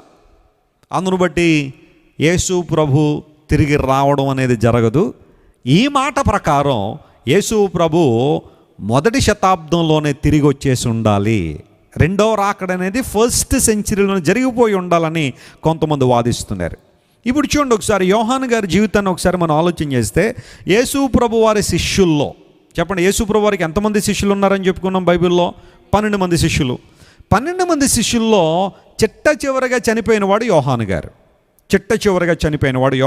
ఎందుకోసం అంటే మనం ప్రకటన గ్రంథాన్ని ఇంట్రడక్షన్ క్లాస్లో మనం విన్నప్పుడు యోహాను గారు ప్రకటన గ్రంథాన్ని 96వ సంవత్సరంలో, ఇప్పుడు 2021లో మనం ఉన్నాం, కొంచెం చరిత్ర వెనక జరిగితే 96వ సంవత్సరంలో ఆనాడు యోహాను గారు ప్రకటన గ్రంథాన్ని రాశారని మనం విన్నాం. ఎందుకంటే డొమిషియన్ కాలం 81 నుండి 96 వరకు డొమిషియన్ పరిపాలన చేశాడు. డొమిషియన్ కాలంలో యోహాను గారు పద్మస్ అనే ద్వీపంలో పరవాసిగా వెళ్ళి అక్కడ ప్రకటన గ్రంథాన్ని రాశాడు. అయితే చరిత్ర చెబుతున్న విషయం ఏంటంటే, ప్రకటన గ్రంథం ఆయన రాసిన తర్వాత మరలా పద్మసు ద్వీపం నుండి ఆయన మరలా బయటకు వచ్చారట. ఎఫెసు పట్టణానికి ఆయన తిరిగి రాబడ్డాడు. ఆయన పద్మస్లోనే ఉండిపోలేదు, అక్కడే చనిపోలేదు. అక్కడి నుంచి మరలా ఒక మిరాక్లెస్గా దేవుడు అతన్ని బయటికి తీసుకొచ్చిన తర్వాత ఎఫెస్ అనే పట్టణంలో యోహాను గారు సహజంగానే మరణించారు. అంటే యేసు ప్రభు శిష్యుల్లో దాదాపు అందరూ కూడా హతసాక్షులు అయ్యారు, కానీ యోహాను గారు మాత్రం ఆయన సహజ మరణాన్ని అనుభవించారు. అది ఎప్పుడంటే AD 98లో 98వ సంవత్సరంలో, probably John the apostle died in the year AD 98, 98వ సంవత్సరంలో ఆయన చనిపోయాడు. చిట్ట చివరి మరణం అన్నమాట శిష్యుల్లో. అంతకుముందు యోహాను గారు, పేతురు గారు, యాకోబు గారు, తోమా గారు, ఇలాంటి వాళ్ళందరూ చనిపోయారు. ఇక 98వ సంవత్సరంలో యేసు ప్రభు శిష్యుల్లో చిట్ట చివరి మరణం యోహాను గారిది. అయితే అంటే 100వ సంవత్సరం లోపలనే శిష్యులందరూ ఏమైపోయారు అనమాట, చనిపోయారు. ఇప్పుడు యేసు ప్రభు చెప్పారు కదా, నేను వచ్చే వరకు మీలో కొందరు మరణాన్ని రుచి చూడరు అంటే, ఇప్పుడు రెండో రాకడ ఎప్పుడు జరిగిపోయి ఉండాలి? యోహాను గారు చనిపోకముందే చనిపోయి ఉండాలి. యోహాను గారు చనిపోకముందే రెండో రాకడ జరిగిపోయి ఉండాలి. అందును బట్టి కొంతమంది ఏం వాదిస్తారంటే, ఇందు మూలంగా రెండవ రాకడ అనేది మొదటి శతాబ్ద కాలంలోనే జరిగిపోయింది. ఇప్పుడు మీరు అనవసరంగా ఫాల్స్ ఎక్స్పెక్టేషన్ ఉంది మీకు, యేసుప్రభు మరలా తిరిగి వస్తాడు, ప్రభువా నన్ను సిద్ధపరిచిన, నీ రాకడ కొరకు నన్ను సిద్ధపరిచిన, అనవసరంగా మీరు ప్రార్థన చేస్తారు. ఆయనకి రాడు. ఎందుకంటే యోహాను చనిపోకముందే బహుశా రెండో రాకడ అయిపోయి ఉండాలి అని కొంతమంది ఆలోచన. అయితే ప్రియులారా, బైబిల్ గ్రంథాన్ని మనం ఎప్పుడైనా చదివేటప్పుడు ఒక వచనాన్ని పట్టుకుని వేలాడకూడదని చాలాసార్లు మనం వింటున్నాం. బైబిల్ గ్రంథాన్ని చదివే విధానం ఎలా ఉంటుందంటే, ఖచ్చితంగా 2 లేదా 3 రిఫరెన్స్లు ఒక విషయాన్ని ధృవీకరిస్తాయి. కాబట్టి ఆ ఒక్క వచనాన్ని బట్టేసుకుని ఈ మరణం రుచి చూడ వరకు కూడా మీలో కొంతమంది ఉంటారు, నా రెండవ రాకడ అని యేసుప్రభు చెప్పారనుకుని కొంతమంది తప్పు అర్థాన్ని తీసుకుంటా ఉంటే, ఇప్పుడు యేసుప్రభు ఆ మాట ఎందుకు వాడారు, ఎలాంటి సందర్భంలో వాడారు అనేది తెలుసుకోవాలంటే ఆ క్రింద వచనం మనం చదవాలి. మత్తయి సువార్త 17వ అధ్యాయం 1వ వచనం చదివితే ఇప్పుడు యేసు ప్రభు ఏ ఉద్దేశంతో ఆ మాట చెప్పారో మనకు అర్థమైంది. జాగ్రత్తగా గమనించండి. Matthew chapter 17 and verse 1. 6 దినములైన తరువాత, అంటే యేసు ప్రభు వారు ఈ మాట చెప్పిన ఒక 6 రోజుల తర్వాత యేసు ప్రభు పేతురును యాకోబును అతని సహోదరుడిని యోహాన్ను వెంటబెట్టుకుని ఎత్తైన ఒక కొండ మీదకి ఏకాంతముగా పోయి వారి ఎదుట రూపాంతరము పొందెను. అంటే ఇప్పుడు ఆ పై వచనంలో యేసు ప్రభు మాట్లాడిన మాట దేనికి అంటే ఈ రూపాంతర అనుభవాన్ని గురించి ప్రభు మాట్లాడు, అంతేగాని ఆయన రెండవ రాకడ గురించి కాదు. మీకు అర్థమైందా? మనుష్య కుమారుడు తన రాజ్యముతో కూడా, అంటే దేవుని రాజ్యం ఎలా ఉంటుంది, ఆ స్ట్రక్చర్ ఎలా ఉంటుంది, దేవుని రాజ్య విధి విధానాలు ఎలా ఉంటాయి అనేవి మీలో కొంతమంది తెలిసేంత వరకు కూడా మరణాన్ని రుచి చూడరని ప్రభు చెప్పిన తర్వాత 6 రోజులు అవ్వగానే యేసుక్రీస్తు ప్రభు తన శిష్యుల్లో ప్రధాన శిష్యులుగా పిలువబడిన పేతురు, యాకోబు, యోహాను, ఆ ముగ్గురిని కూడా ఇన్నర్ సర్కిల్ డిసైపుల్స్ అంటారు. యేసు ప్రభు దగ్గరగా ఉన్న శిష్యులు.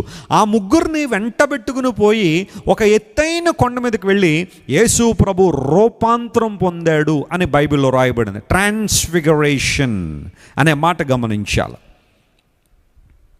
అంటే 16:28లో మనుష్య కుమారుడు తన రాజ్యముతో వచ్చుట అనేది ఈ రూపాంతరణము గురించి మాట్లాడారు ఆయన, అంతేకాని యేసుప్రభు రెండోసారి వస్తున్న ఆ రాకడ గురించి కాదు. ఈ విషయం తెలియక చాలామంది మొదటి శతాబ్దంలోనే యేసుప్రభు రెండో రాకడ జరిగిపోయి ఉండొచ్చని తప్పుడు అభిప్రాయంలో కొంతమంది బ్రతుకుతూ ఉన్నారు. ఒకసారి మీరు ఈ పర్వతాన్ని చూడండి, దీన్ని మౌంట్ టాబోర్ అని పిలుస్తారు. తాబోరు కొండ లోయర్ గ్యాలలీలో, గలిలీ అనే ప్రాంతంలో ఈ పర్వతం చాలా ప్రత్యేకమైన పర్వతం ఇది. ఈ పర్వతం మీదకి యేసు ప్రభు వారు శిష్యులను తీసుకుని వెళ్ళాడు. ఈ రోజుకి కూడా మనం ఒకవేళ గ్యాలలీ వెళ్తే మౌంట్ తాబోర్ మీదకి తీసుకెళ్తారు. అక్కడికి బస్సులు, పెద్ద పెద్ద బస్సులు పైకి ఎక్కలేవు, ఎందుకంటే చాలా స్టీప్గా ఉంటుంది ఆ కొండ, చాలా స్టీప్గా ఎత్తుగా ఉంటుంది. కాబట్టి అక్కడికి ఏం చేస్తారంటే ఒక సర్టన్ పాయింట్ వరకు బస్సుల్లో తీసుకువెళ్ళి అక్కడ నుండి చెరూట్స్ అని ఉంటాయి, అంటే చిన్న వ్యాన్లు, మినీ వ్యాన్లు, వాటిల్లో ఒక 10 మందిని 8 మందిని అలా ఎక్కించుకుని మెల్లగా ఆ కొండ పైకి తీసుకెళ్తారు, మౌంట్ టాబోర్ మీదకి. అక్కడికి వెళ్ళిన తర్వాత ఒక దేవాలయాన్ని మనం చూస్తాం. ఒక అద్భుతమైన మందిరం అక్కడ కట్టబడింది, చాలా బాగుంటుంది. ఆ పైకి వెళ్ళిన తర్వాత యూజువల్గా సాయంకాలం వెళ్ళి అక్కడ తీసుకెళ్తారేమో, చాలా మంచి అట్మాస్ఫియర్, చాలా మంచి ఆహ్లాదకరమైన వాతావరణం అక్కడ ఉంటుంది. ఆ ప్రాంతం అంతా చూస్తున్నప్పుడు చాలా ఆనందం అనిపిస్తుంది. నేను చాలాసార్లు, ఇప్పుడు 10 సార్లు పైగానే తాబోర్ అనే పర్వతం మీదకి వెళ్ళొచ్చాను. వెళ్ళిన తర్వాత అక్కడ దేవాలయం ఉంటుంది. ఆ దేవాలయాన్ని ఒక ఆర్కిటెక్ట్ ఒక ఆయన కట్టాడు. అతని పేరు బహుశా మీలో కొంతమంది తెలిసి ఉండొచ్చు, చరిత్ర మనం ఆలోచన చేస్తే యాంటోనియో బర్లుచి అని మీరు చూస్తున్న ఈయన ఆ దేవాలయాన్ని చక్కగా నిర్మాణం చేశాడు. యేసు ప్రభు వారు రూపాంతరం చెందిన అనుభవం. ఆ లోపలికి మనం వెళ్తే అక్కడ ఈ రూపాంతరానికి సంబంధించిన ఆ చిత్రపటాలన్నీ కూడా లోపల వేసి ఉంటాయి. అంటే కొన్ని వేల సంవత్సరాల క్రితం జరిగిన ఆ సంఘటనను మన కళ్ళ ముందు అలా ఆ చిత్రాలతో చూపిస్తూ ఉంటారు. మౌంట్ ఆఫ్ ట్రాన్స్ఫిగరేషన్ అని పిలుస్తారు దీన్ని, రూపాంతర కొండ అని. ఇక్కడ ఏం జరిగిందంటే, ఇప్పుడు యేసు ప్రభు వారు ఆ ముగ్గురు శిష్యుల్ని పైకి తీసుకెళ్ళిన తర్వాత యేసు ప్రభు తాను రూపాంతరపరుచుకున్నారు. అంటే మహిమలో ఉన్న క్రీస్తు ప్రభు వారు ఎలా ఉంటారో ఆ ముగ్గురు శిష్యులకి ప్రభు చూపించాడు. ఆయన వస్త్రాలు చాలా మెరుస్తూ ఉన్నాయి. ఈ భూమి మీద ఏ ఒక్కరూ తెలుపు చేయలేనంతగా ఆయన వస్త్రాలు ఉన్నట. ఆయన ముఖము సూర్యుని వలె ఏమవుతుందట, ప్రకాశిస్తూ ఉంది. అంటే యేసుక్రీస్తు ప్రభు ఇంతవరకు మనతో ఉన్నాడే, మనతో తిరుగుతున్నాడు, ఈయన అనే ఒక ఆశ్చర్యంలోనికి ఆ ముగ్గురు శిష్యులు కూడా వచ్చేసారు. రూపాంతరపరుచుకున్నారు యేసు ప్రభు వారు. బహుశా నేను అనుకుంటాను పేతురు, యాకోబు, యోహాను శిష్యులందరూ కూడా ఈయన రోజు మనతోనే తిరుగుతున్నాడు కదరా, ఈయన మనతోనే ఉంటున్నాడు కదా, మనతోనే భోజనం చేస్తున్నాడు, ఈయన పెద్ద ఏమందలో ఈయన గొప్పతనం అని అనుకున్నారేమో. యేసు ప్రభు తన రూపాన్ని మార్చుకున్న, మహిమలో ఉన్నట్టుగా ఆయన తాను ప్రత్యక్షపరుచుకున్నప్పుడు ఆ రూపాంతర కొండ మీదకి 2 వ్యక్తులు వచ్చారట. అందులో ఒక ఆయనేమో మోషే, మరొక ఆయన ఎవరు చెప్పండి? ఏలియా. అంటే యేసు ప్రభు వారు మధ్యలో ఉన్నారు. ఒక ప్రక్కనేమో మోషే, మరొక ప్రక్కన ఏలియా. ఈ దృశ్యాన్నంతా చూస్తున్నప్పుడు the heaven is like that. పరలోక రాజ్యం అలాగే ఉండబోతా ఉంది. యేసు ప్రభు యొక్క రాజ్యం అలాగే ఉండబోతుందని శిష్యులు గ్రహిస్తూ ఉన్నారు. ఏలియా, జాగ్రత్త వినండి, మరణించకుండా ఉన్న వారికి ఏలియా సాదృశ్యంగా ఉన్నాడు. మోషే చనిపోయిన భక్తులందరికీ సాదృశ్యంగా ఉన్నాడు. ఇప్పుడు రెండవ రాకడ సమయంలో ఆల్రెడీ చనిపోయిన భక్తులు కొంతమంది ఉన్నారు. చనిపోకుండా ఒకవేళ ఈ రాత్రే కనుక ప్రభు వచ్చేసాడు అనుకోండి, మనం ఇంకా బ్రతికే ఉన్నాం కదా, మనందరం ఏలియాలతో పోల్చబడ్డాం. అంటే బ్రతికున్న వారు రెప్పపాటులో మారి ప్రభు దగ్గరికి వెళ్ళిపోయే వారికి ఏలియా సాదృశ్యంగా ఉన్నాడు. ఆల్రెడీ ఎవరైతే చనిపోయారో, మనకు ముందున్న భక్తులందరూ కూడా ఎవరైతే చనిపోయారో వాళ్ళందరూ మోషేతో పోల్చబడ్డారు. ఇప్పుడు యేసు ప్రభువారు, ఏలియా, మోషే, ఈ దృశ్యాన్ని చూస్తూ ఉంటే పేతురు ఆశ్చర్యపడిపోయాడు. నేను కిందకి వెళ్ళను, నేను ఇక్కడే ఉంటాను, కావాలంటే మీకు 3 పర్ణశాలలు కట్టేస్తాను, ఏలియాకొకటి, నీకొకటి, మోషేకొకటి, పెవిలియన్స్ కడతాను, ఇక్కడే ఉండిపోదాం, I would like to stay here, I don't want to go down, నేను వెళ్ళను అని పేతురు పట్టుబడ్డానికి కారణం ఏంటో తెలుసా? That was a magnificent phenomena about the kingdom of God. దేవుని రాజ్యముతో అనగా యేసుక్రీస్తు ప్రభువారు మత్తయి 16:28 మాట్లాడింది రూపాంతర అనుభవం గురించి, కానీ ఆయన రెండోసారి వచ్చే రెండో రాకడ గురించి కాదు అనే విషయాన్ని మీరు గుర్తించాలా. ఇప్పుడు మీకు క్లారిటీ వచ్చిందా? సో ఎవరైనా సరే ఇప్పుడు యేసు ప్రభు మనుష్య కుమారుడు తిరిగి వచ్చేటప్పటికి మీలో కొంతమంది మరణం రుచి చూడరు, శిష్యులందరూ చచ్చిపోయారు కాబట్టి ఆయన రాకడ వచ్చేసిందని ఎవరైనా వాదిస్తే వాళ్ళకి చెప్పండి, అది జరగబోయే రెండో రాకడ గురించి కాదు, కానీ అంతకుముందు జరిగిన రూపాంతర కొండ అనుభవం గురించి అనే విషయాన్ని మీరు ఎక్స్ప్లెయిన్ చేయాలి. You got the point. రెండవ ప్రాముఖ్యమైన అంశం దగ్గరికి వస్తాను. రెండవ రాకడ జరిగిపోయిందని వాదించే వాళ్ళు ఎత్తే రెండవ మాట ఏంటంటే, అపోస్తలుల కార్యముల గ్రంథం దగ్గరికి రండి. Acts chapter 2:1. అపోస్తలుల కార్యముల గ్రంథం 2వ అధ్యాయం 1వ వచనాన్ని మనం చదివితే దానిలో ఒక మాటను మనం చూద్దాం. చదవండి. పెంతెకోస్తు పండుగ దినం వచ్చినప్పుడు అందరూ ఒక చోట కూడి ఉన్నారు. అప్పుడు వేగముగా వీచు బలమైన గాలి వంటి ఒక ధ్వని ఆకాశము నుండి అకస్మాత్తుగా వారు కూర్చుండి ఉన్న ఇల్లంతా నిండెను. మరియు అగ్ని జ్వాలల వంటి నాలుకలు విభాగింపబడినట్లుగా వారికి కనబడి వారిలో ఒక్కొక్కని మీద వ్రాలగా. ఆ మాట అండర్లైన్ చేసుకోండి, ఒక్కొక్కళ్ళ మీద వ్రాలగా. అందరూ పరిశుద్ధాత్మతో నిండిన వారనే మాట అక్కడ మనం చూస్తాం. చూడండి, ఇక్కడ కొంతమంది రెండో రాకడ ఆల్రెడీ జరిగిపోయిందని వాదించే వాళ్ళు చెప్పే మాట ఏంటంటే, పరిశుద్ధాత్మ వాళ్ళ మీద రాలేడు అని బైబిల్ చెప్తూ ఉంటే వాళ్ళు ఏమంటారంటే, అదిగో అదే రెండవ రాకడ. యేసు ప్రభు వారు చెప్పారు, నేను మళ్ళా వస్తానని. ఆయన వెళ్ళిపోయాడు, 10 రోజుల తర్వాత మళ్ళీ వచ్చేసాడు. ఆయన సెకండ్ కమింగ్ అనేది జరిగిపోయింది. పెంతెకోస్తు అనే పండుగ రోజున పరిశుద్ధాత్మ వాలడం అంటేనే యేసు ప్రభు రెండవ రాకడా అని కొంతమంది వాదించే వాళ్ళు బయలుదేరారు. అయితే మనం నమ్మేది ఏంటి? బైబిల్ చెప్పే విషయం ఏంటంటే, దేవుడు త్రిత్వమై ఉన్నాడు, తండ్రి, కుమార, పరిశుద్ధాత్మగా ఉన్నారని. పరిశుద్ధాత్మ దేవుడు పాత నిబంధన కాలంలో కమ్ అండ్ గో మినిస్ట్రీ చేశారు. ఆయన కొనొక సందర్భంలో రావడం, ప్రేరేపించడం, కొంతమందిని మరలా ఆయన వెళ్ళిపోవడం. కానీ యేసు ప్రభువు వాగ్దానం చేశారు, వాగ్దానం చేయబడిన ఆత్మ మీ మీద కృమ్మరించబడినప్పుడు, పరిశుద్ధాత్మ మీ మీదకి వచ్చినప్పుడు మీరు శక్తి పొందుతారు, కాబట్టి అన్ని స్థలముల్లో మీరు నాకు సాక్షులుగా ఉంటారని యేసు ప్రభు చెప్పారు. ఆయన వెళ్ళిపోయిన తర్వాత 10వ రోజు అంటే పెంతెకోస్తు అనే పండుగ రోజున పరిశుద్ధాత్మ దేవుడు సంఘం మీదకి దిగి వచ్చినప్పుడు నూతన నిబంధన సంఘం ప్రారంభించబడింది. అప్పటి నుండి శిష్యులందరూ కూడా ఆయా ప్రాంతాలు చెదిరిపోయి దేవుని సువార్తను బలంగా ప్రకటించారు. ఆత్మ దేవుని యొక్క నడిపింపు ద్వారా, పరిశుద్ధాత్మ దేవుని యొక్క వరములతో వారు నింపబడి దేవుని రాజ్య సువార్తను అనేక మందికి తెలియజేశారు. ఈ రోజున ఇప్పుడు కొంతమంది వాదించేది ఏంటంటే, మీకు తెలీదు, ఆ పరిశుద్ధాత్మ దిగడం అంటేనే యేసు ప్రభు రెండో రాకడా, ఆయన వచ్చేసాడు అప్పుడే. అందును బట్టి ఈ పరిశుద్ధాత్మ దేవుడు సంఘం మీదకి వచ్చిన సంవత్సరం AD 30 గనక, అంటే క్రీస్తు శకం 30వ సంవత్సరంలో ఈ కార్యం జరిగింది కాబట్టి యేసు ప్రభు అప్పుడే వచ్చేసాడు. అందును బట్టి ఇంక మీరు రెండవ రాకడ కొరకు కనిపెట్టాల్సిన అవసరం లేదు అని. మరి దీన్ని ఒప్పుకుందాము? మరి పరిశుద్ధాత్మ దేవుడు సంఘం మీదకి రావడం యేసు ప్రభు రెండవ రాకడతో సమానమా? ఖచ్చితంగా కాదు. అలాగే ఒకవేళ సమానం అనుకుంటే గనక ఆ తర్వాత కాలంలో పేతురు గారు పెంతుకోస్తనే పండుగ రోజున ఏ పేతురు అయితే ధైర్యంగా నిలబడి సువార్త ప్రకటించినప్పుడు, యేసు ప్రభు దైవత్వాన్ని బోధించినప్పుడు 3,000 మంది యేసు ప్రభుని అంగీకరించారు. అక్కడ సత్యాన్ని అంగీకరించిన ఆ పేతురే కొంతకాలం తర్వాత ఆయన సంఘాలను ఉద్దేశించి 2 ఉత్తరాలు రాశాడు.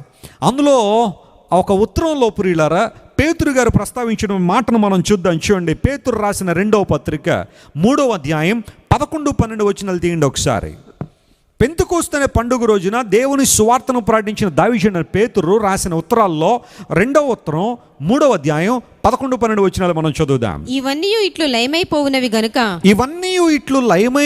గనుక ఆకాశములు రవులుకొని లయమైపోవునట్టియు పంచభూతములు మహావేంద్రంతో కరిగిపోవునట్టియు దేవుని దినపు రాకడ కొరకు చూడండి ఆ మాట అండర్లైన్ చేసుకోండి ఒకసారి. దేవుని దినపు రాకడ కొరకు కనిపెట్టుకొనుచు దానిని ఆశతో అపేక్షించుచు మీరు పరిశుద్ధమైన ప్రవర్తనతోను భక్తితోను ఎంతో జాగ్రత్త గలవారై ఉండవలెను. ఎంతో జాగ్రత్తగా ఉండాలి. ఇప్పుడు ఇదే పేతురు గారు పెంతెకోస్తు పండుగ రోజున పరిశుద్ధాత్మను అనుభవించిన దైవజనుడు, అపోస్తలుడు, అనేక మందికి సువార్త ప్రకటించి అనేక ప్రాంతాలు తిరిగిన తర్వాత ఈ పేతురు మహాశయుడు పెంతెకోస్తు జరిగిన కొన్ని సంవత్సరాల తర్వాత ఈ ఉత్తరాలు రాస్తూ అంటున్నాడు, మీరు అందరూ కూడా క్రీస్తు ప్రభు 2వ రాకడ దినము కొరకు ఏం చేస్తున్నారు? మీరు కనిపెడుతున్నారు.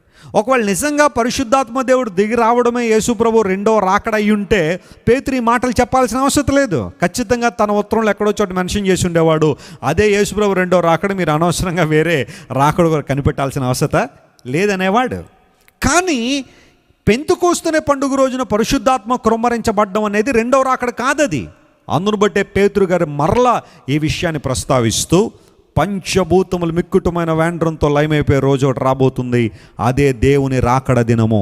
దాని కొరకు మీరు కనిపెట్టుచు భక్తితోనూ విశ్వాసంతోనూ ముందుకు సాగిపోవాలని సంఘానికి చాలా క్లియర్గా ఆయన తెలియజేశాడు. అందును బట్టి పేతురు గారు పరిశుద్ధాత్మ దిగిరావడమే 2వ రాకడ అని గనక ఆయన నమ్ముంటే ఈ మాట ఇక్కడ రాసి ఉండేవాడు కాదు. అంటే పరిశుద్ధాత్మ సంఘం మీదకి రావడం, యేసు ప్రభు 2వసారి రావడం, ఈ రెండు కూడా 2 ప్రత్యేకమైన విషయాలు. ఆ 2 ఒకటి కాదు. ఈ విషయాన్ని గుర్తుపెట్టుకోవాలి. చెప్పండి, ఇప్పుడు యేసు ప్రభు 2వ రాకడ జరిగిపోయిందా అంటే జరగల. కొంతమంది ఏమో మాథ్యూ చాప్టర్ 16:28 ప్రకారం జరిగిపోయిందని అనుకుంటున్నారు, కానీ అది వాస్తవం కాదు. అది రూపాంతర అనుభవం గురించి ప్రభు మాట్లాడారు. కొంతమంది ఏమో పరిశుద్ధాత్మ దేవుడు దిగి రావడమే 2వ రాకడ అనుకుంటే, అదే గనక అయ్యి ఉంటే పేతురు గారు ఈ మాట తన పత్రికలో రాసి ఉండేవాడు కాదు. ఇందు మూలంగా యేసు ప్రభు 2వ రాకడ ఇంకా జరగలేదు అనే విషయాన్ని మనందరం గుర్తుపెట్టుకోవాలి. మనం ఏ నిరీక్షణతో అయితే ఉన్నామో, ఎవరి కోసం అయితే కనిపెడుతున్నామో, ఏ 2వ రాకడ కొరకు అయితే కనిపెడుతూ మన జీవితాలు సిద్ధపరుచుకున్నామో, ఆ 2వ రాకడ ఫ్యూచర్లో జరగబోయే ఒక అద్భుతమైన గ్లోరియస్ ఈవెంట్. నమ్మిన వారు దేవునికి స్తోత్రం చెప్పండి. హల్లెలూయా. ఇంకొన్ని విషయాలు మీకు త్వరగా చరిత్ర నుండి కొన్ని విషయాలు మీకు చెప్తాను, చాలా జాగ్రత్తగా గమనించండి. ఈ వ్యక్తిని ఒకసారి మీరు చూడండి. ఈ వ్యక్తిని ప్రపంచ చరిత్రలో జాగ్రత్త మనం గమనిస్తే ఇతన్ని లూయిస్ డెల్ అల్కాసర్ అని పిలుస్తారు. లూయిస్ డెల్ అల్కాసర్ ఇతని పేరు గుర్తుపెట్టుకోవాలి. ఇతను ఒక స్పానిష్ థియోలాజియన్, స్పెయిన్లో ఉన్న ఒక థియోలాజియన్. అయిన దాదాపుగా 1554 నుండి 1613 వరకు ఈ భూమి మీద బ్రతికాడు. ఈయన ఒక అనూహ్యంగా ఒక పుస్తకం రాశాడు. ఆ పుస్తకాన్ని ఈరోజున చాలామంది చదువుతూ ఉంటారు. యూజువల్గా ఇతను ఒక సిద్ధాంతాన్ని చరిత్రలో తీసుకొచ్చాడు. ఆ సిద్ధాంతం ఏంటంటే ప్రిటరిజం అంటారు దాన్ని. ఆ మాట మీరు రాసుకోవచ్చు. ప్రిటరిజం అని పిలుస్తారు. ప్రీ అంటే పాస్ట్ లైఫ్, గతం అనే మాట మనకు గుర్తొస్తుంది కాబట్టి లాటిన్లో ప్రిటరిజం అనగా జరిగిపోయింది అనే మాట అనమాట. ఇతను యూజువల్గా ఆ పుస్తకంలో ఏం మాట్లాడతాడంటే, యేసుక్రీస్తు ప్రభు 2వ రాకడ అనేది ఫ్యూచర్లో జరిగేది కాదు, ఆల్రెడీ అయిపోయింది. అందును బట్టే ప్రిటరిజం అనేది యేసు ప్రభు 2వ రాకడ జరిగిపోయింది అని వాదించే ఒక వాదం అనమాట. ఇది వాక్యానుసరణ వాదం కాదు. ఇది ఇతని పేరు లూయిస్ డెల్ అల్కాసర్ అని పిలుస్తారు ఈయన. ఇప్పుడు ఎప్పుడైతే ఇతను ఆ పుస్తకాన్ని రాశాడో చాలామంది ఆ పుస్తకాన్ని చదివి ప్రక్కదారి పట్టేశారు. ఇంక యేసు ప్రభు తిరిగి రాడు, ఇంక అయిపోయింది అని రాకడన్నప్పుడు ఇంక మనం దేనికోసం వెయిట్ చేయాల్సిన అవసరం లేదు. ఈ భక్తి ప్రార్థన ఇవన్నీ కూడా వృధాయే కదా, అనవసరం ఇవన్నీ చేయడం అనే ఆలోచనలు చాలామంది వచ్చేసి ఈ ప్రిటరిజం అనే దాన్ని నమ్మడం ప్రారంభించారు. వాస్తవంగా ఇది చెప్పే మాటలు ఏంటంటే జాగ్రత్తగా గమనించండి ప్రియులారా, బైబిల్లో రాయబడిన ప్రాఫెసీలన్నీ కూడా క్రీస్తు శకం 70వ సంవత్సరం లోపులోనే నెరవేరిపోయినాయి మొత్తం అన్నీ కూడా. All prophecies have been fulfilled even before AD 70. క్రీస్తు శకం 70వ సంవత్సరం ముందే బైబిల్లో ఉన్న ప్రవచనాలన్నీ నెరవేరిపోయినాయి, including the second coming of Jesus. యేసు ప్రభు తిరిగి రావడం కూడా నెరవేరిపోయిందని ప్రిటరిజం అనేది తెలియజేస్తుంది. ఇప్పటికీ కూడా కొంతమంది ఈ ఇజాన్ని నమ్మి ప్రక్కదారికి వెళ్ళిపోతూ ఉన్నారు. ఎందుకు AD 70లోనే మొత్తం అన్నీ నెరవేరిపోయినాయి అంటే మనం ఆల్రెడీ విన్నాం. AD 70లో జెరూసలేం దేవాలయపై విధ్వంసం జరిగింది. Jerusalem temple destruction. టైటస్ అనే వ్యక్తి, వెస్పాసియన్ అనే రాజు యొక్క కొడుకు, యెరూషలేం మీదకి వచ్చి దేవాలయాన్ని మొత్తం ధ్వంసం చేశాడు. కొన్ని లక్షల మంది యూదులు చనిపోయారు. ఆ టైంలో యెరూషలేములో మోకాళ్ళలోతు రక్తం బారిందట కాలువల్లో. అలాంటి గొప్ప వినాశనం AD 70లో. ఎందుకోసం అంటే లూకా సువార్త 21వ అధ్యాయంలో యేసు ప్రభువారు మాట్లాడుతూ ఈ దేవాలయము రాళ్ళు ఒకదాని మీద ఒకటి ఉండకుండా తీసివేయబడే రోజులు వస్తాయి అని ప్రభు చెప్పారు కదా. ఇంకా దేవాలయ విధ్వంసం అంటేనే యేసుక్రీస్తు ప్రభు రెండో రాకడకు పోల్చేసి ఈ ప్రిటరిజం అనే ఈ ప్రిటరిస్టులు యేసు ప్రభు రెండో రాకడ AD 70తోనే అయిపోయింది. ఆ కాలంలో నా విధ్వంసం జరిగినప్పుడే యేసు ప్రభు తిరిగి వచ్చేసాడు, కానీ ఆయన ఎవరికి కనబడలేదు. ఒక స్పిరిట్ అటువంటిగా అది ఉన్నది. ఆ తర్వాత నుండి ఉన్న వాళ్ళందరూ కూడా ఒక న్యూ ఎర్త్లో, ఒక న్యూ హెవెన్లో ఉంటున్నారు. అంటే AD 70 తర్వాత ఉన్న చరిత్ర అంతా కూడా క్రొత్త ఆకాశం క్రొత్త భూమి అని బైబిల్ ప్రకటనలో ఏదైతే చెప్పిందో ఇప్పుడు అదే ఉంటున్నాం అని ఈ వ్యక్తి చెప్పడం ప్రారంభించాడు. ఇది వాక్యానుసారమైంది కానే కాదు. AD 70లో జెరూసలేం విధ్వంసం జరిగింది అంటే అది యేసుక్రీస్తు ప్రభు యొక్క మాటలు, బైబిల్లో రాయబడిన విషయాలకు ఆ మాటను మనం చూస్తున్నప్పుడు 21వ అధ్యాయం లూకా సువార్తలో యేసు ప్రభు 2 విషయాలు చెప్పారని చెప్పాను. ఒకటి దేవాలయ విధ్వంసం, రెండవది కడవరి దినాల్లో జరిగే కార్యాలు. ఈ రెండింటిని కలిపేయడానికి లేదు. నేను రానున్న క్లాసుల్లో ఆ అధ్యాయాన్ని చాలా క్లియర్గా మీకు వివరిస్తాను. ఈ ప్రిటరిస్టులు అనబడేవారు లేదా ప్రిటరిజం అనేది AD 70లోనే రెండో రాకడ వచ్చేసింది అని వాదించడం మొదలుపెట్టి చాలామందిని ప్రక్కదారి పట్టించడం మొదలుపెట్టారు. ఆ తర్వాత ప్రియులారా ఇంకొక ఈ రోజుల్లో బాగా ఒక మాటలో చెప్పాలంటే ఒక చర్మ వ్యాధి ఏ విధంగా చర్మం అంతా వ్యాపించేస్తూ ఉంటుందో ఒక తప్పుడు సిద్ధాంతాన్ని ప్రకటించే వాళ్ళు ఈ రోజున ప్రపంచం అంతా వ్యాప్తి చెందుతున్నారు. వీళ్ళతో కొంచెం మనం చాలా జాగ్రత్తగా ఉండాలా. ఆ విషయాలు ఏంటో మీకు చెబుతాను, జాగ్రత్తగా గమనించండి. ఒకసారి మీరు చూడండి. ఈ ఫోటో ఒకసారి మీరు గుర్తుపెట్టుకోవాలి. ఈయన పేరు ఆన్ సాంగ్ హాంగ్. సౌత్ కొరియాకి సంబంధించిన ఒక వ్యక్తి. ఈయన సౌత్ కొరియాలో పుట్టాడు. ఆన్ సాంగ్ హాంగ్ అంటారు ఈయన్ని. ఇతడు పుట్టిన తర్వాత ఏదో కొంచెం బైబిల్ మీద ఇంట్రెస్ట్ ఉన్నట్టుగా ప్రవర్తించాడు. 1948లో 7th డే అడ్వెంటిస్టులు ఉన్నారు. అంటే 7వ రోజు శనివారమే ఆరాధన చేయాలి, ఆదివారం ఆరాధన చేసేవాళ్ళు అందరూ నరకానికి పోతారని చెప్తారు వాళ్ళు. 7th డే వీళ్ళల్లో చేరి 1948లో బ్యాప్టిజం తీసుకున్నాడు ఇతను. తీసుకున్న తర్వాత అప్పటి వరకు క్రైస్తవ్యం లేదో క్రిస్మస్ను ఆచరించడమో, లేకపోతే ఇంటి మీద సిలువ పెట్టుకోవడమో, లేకపోతే ఈస్టర్ని ఆరాధించడం, ఇవన్నీ ఏవో జరుగుతున్నాయి.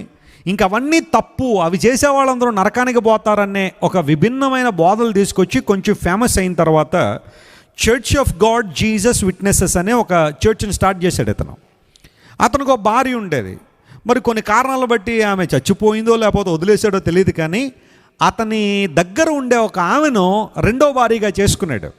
చేసుకున్న తర్వాత నుండి ఒక దరిద్రం ఏంటి అంటే ఇక నేనే దేవుణ్ణి అని చెప్పడం మొదలెట్టాడు. ఇంక నేనే దేవుణ్ణి, మన పోలికలో మన రూపంలో మనిషిని చేద్దాం అని దేవుడు అనుకుని పురుషునిగాను స్త్రీనిగాను చేశాడు కదా బైబిల్లో. అందుబట్టి పురుషుడంటే దేవుడు యేసు ప్రభువారు, మరి నా రూపంలో స్త్రీని చేశానంటే అక్కడ మదర్ గాడ్ కూడా ఉండుంటుంది, అంటే దేవునికి భార్య కూడా ఉండుంటుంది అని ఒక తప్పుడు సిద్ధాంతం తీసుకొచ్చాడు. ఎక్కడా బైబిల్లో దేవునికి భార్య ఉన్నట్టుగా లేదు, దేవుడు భార్యను కలిగి ఉన్నట్టుగా బైబిల్ ఎక్కడా లేదు. అయితే వీళ్ళు ఏం చేశారంటే ఆ సిద్ధాంతాన్ని పట్టుకొచ్చి మన రూపంలో అన్నాడు కాబట్టి దేవుడు గారు మరియు ఆయన భార్య గారు ఇద్దరు మాట్లాడుకుని, ఇదిగో భార్యమణి, నీ రూపంలోనే అవ్వని చేయి, నా రూపంలో ఎవరిని చేస్తాను, ఆదామును చేస్తానని అలా చేశారు. అందును బట్టే ఈ రోజు నుండి ఆ దేవుని అవతారాలు మేమే. ఆన్ సాంగ్ హాంగ్ అని ఆయనేమో దేవుడట, ఆయన ఉంచుకున్న ఆమెమో, ఆమె పేరు జాంగిల్జా. చెప్పండి, ఆమె పేరు ఏంటి? జాంగిల్జా అంటారు ఆమె. ఈమెట మదర్ గాడ్, అంటే దేవుని భార్య ఈమె. ఇంక ఈమె ఏం చెప్తే అది వాస్తవం, ఇంకేం చెప్తే అదే నిజమని వీళ్ళిద్దరూ కూడా ఒక భయంకరమైన సిద్ధాంతాన్ని ప్రపంచంలో తీసుకొచ్చారు. ఇప్పుడు యాన్సుంగ్ గారు చనిపోయిన తర్వాత జాంగిల్జా గారు ఆమె ఏం చేశారంటే, కొంచెం స్ప్లిట్లు వచ్చినాయి వాళ్ళ సంఘంలో. స్ప్లిట్ వచ్చిన తర్వాత ఈమె World Mission Society Church of God అనే ఒక సంఘాన్ని స్థాపించి విపరీతమైన డబ్బు, విపరీతమైన ఫండ్స్ ప్రపంచం అంతా వ్యాపించి అనేక మందిని గలిబిలి చేసేస్తూ ఉన్నారు. జాంగిల్జా నామం పెరట బాప్తిజం పొందాలి, జాంగిల్జాకి ప్రార్థన చేస్తే మీకు అన్నీ జరుగుతాయి, ఆ జాంగిల్జా అమ్మగారు మాతా జాంగిల్జా గారిని కనుక మీరు సేవిస్తే మీకు ఏం జరుగుతాయి, అద్భుతాలు జరుగుతాయని ఇప్పుడు మొత్తం అంతా తిరిగి సంఘాలను పాడు చేస్తారు. సౌత్ కొరియన్ గ్రూప్ చాలా జాగ్రత్తగా ఉండాలి వాళ్ళతో. వీళ్ళు ప్రకటించే ఒక తప్పుడు సిద్ధాంతం ఏంటంటే, మత్తయి సువార్త 24వ అధ్యాయం 32 నుండి 34 మనం చదివితే, వసంతకాలం ఎప్పుడు వస్తుందంటే అంజూరపు చెట్టు చిగురించినప్పుడు వసంతకాలం వస్తుందని యేసు ప్రభు చెప్పిన ఒక మాట అక్కడ ఉంది. దాన్ని బేస్ చేసుకుని వీళ్ళు ఏమంటారంటే, 1948వ సంవత్సరంలో ఇశ్రాయేలు రాజ్యానికి స్వాతంత్రం వచ్చిన రోజునే యేసు ప్రభు తిరిగి వచ్చేసాడు. సెకండ్ కమింగ్ అప్పుడే జరిగిపోయింది. అంటే May 14th, 1948 ఇజ్రాయెల్ స్టేట్ ఏర్పాటు చేయబడినప్పుడే రెండవ రాకడ వచ్చేసిందని ఈ గుంపు, వాక్య విరుద్ధమైన గుంపు ప్రకటనలు చేస్తూ సంఘాన్ని గలిబిలి చేస్తూ ఉన్నారు.